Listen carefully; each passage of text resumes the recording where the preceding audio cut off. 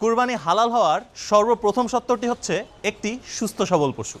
সুস্থ সবল গরুটি চিনতে আমাদেরকে সাহায্য করবেন আফরান সাহেব। আপনি আমাদের দর্শকদেরকে একটু ধারণা দিবেন কিভাবে দর্শকরা সুস্থ সবল গরু চিনবে একবারে দেখেই। সুস্থ গরু চেনার পূর্ব শর্ত হচ্ছে কি গরুটা প্রাণবন্ত এবং চঞ্চল হবে, ঠিক আছে?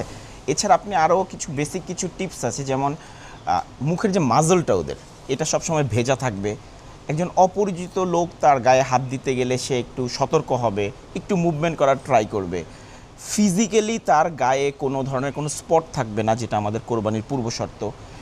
আর এছাড়া আরেকটা বিষয় হচ্ছে কি যে জাবর কাটা বা ওই গরুর যে চিউইং যেটাকে আমরা বলি, এই জাবর কাটাটা হচ্ছে একটা সুস্থ সবল গরুর একটা অন্যতম পূর্ব শর্ত।